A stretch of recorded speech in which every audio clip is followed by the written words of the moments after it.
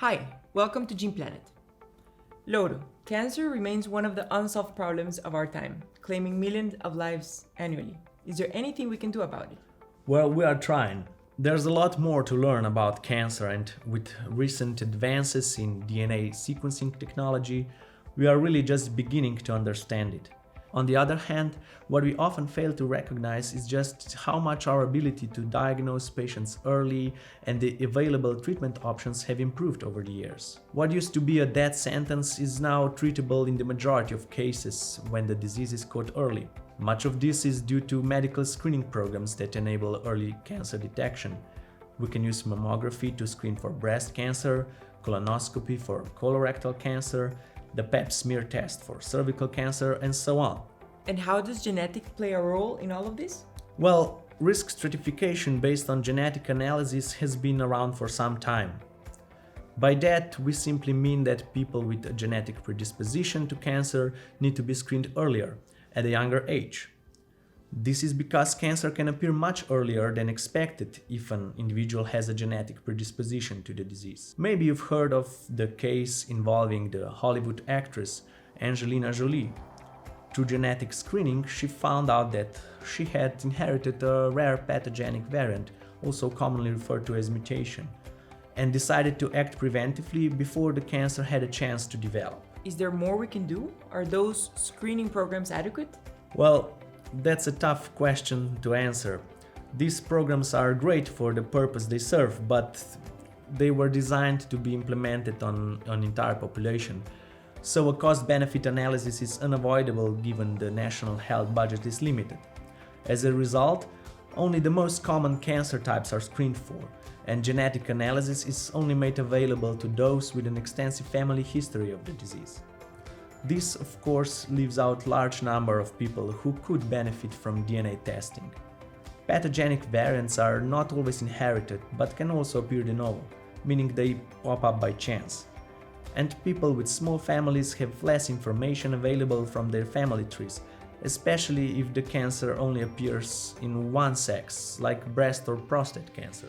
Are DNA tests available for every type of cancer? Not yet, but we have recently made some serious progress that could bring us closer to this goal.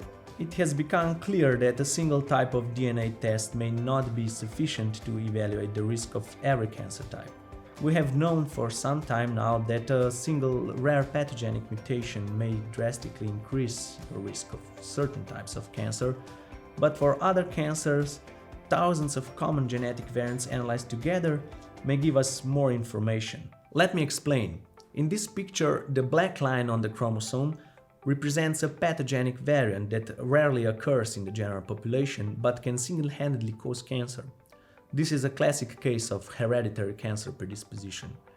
But even among the majority of people who are not affected by these rare variants, significant differences in their genetic predisposition to cancer exist. Everybody is genetically different, and we mostly differ at certain locations in our genome, as shown by the pink lines. These pink lines represent common genetic variants. Some of these variants are important for one cancer type, others for different ones. Each of these variants is harmless on its own, and only individuals who are unfortunate enough to have inherited a particularly bad combination of these variants have a considerably increased risk. So let me get this straight.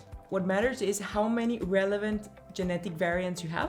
Yes, the tiny individual contributions of these variants can be integrated into a single parameter called a polygenic risk score, or PRS for short. Different genetic variants are important for different diseases, so your PRS will be different for each type of cancer. Everyone has an increased risk of developing certain diseases and decreased risk of others. And this goes beyond cancer to other kinds of diseases such as cardiovascular, metabolic, and neurological disorders. You said before that one test might not be enough. So, is there more than one test? Yes, rare pathogenic variants are detected by our cancer screen test, and the risk conveyed by common genetic variation is assessed by our cancer risk PRS test. And which one should I get? Well, I would get both, but that's really a personal choice. If you have a strong family history of cancer and you want to exclude the possibility that your risk is increased as well, then the cancer screen is the test for you. A positive result would mean that you will most likely be affected by cancer at some point in your life and will require medical intervention. Environmental factors such as nutrition and physical activity usually have negligible effects on prognosis. However, the cancer screen will be negative for most people since the pathogenic variants with a substantial effect are rare. On the other hand, the cancer risk PRS goes beyond a simple yes-no result. It estimates your risk for all the cancer types included in the test and highlights the ones that may need your additional consideration. It gives you further information on prevention and early detection options. The test is designed to help you understand cancer and its causes, both genetic and environmental. It's recommended to everyone who wants to identify their genetic weaknesses, so to speak, and take timely preventive measures to protect their health. It's important to remember, though, that while PRS can indicate that you have a reduced risk of particular type of cancer, you cannot be sure of this risk unless you can exclude the possibility of the presence of rare pathogenic variants detected by the cancer screen.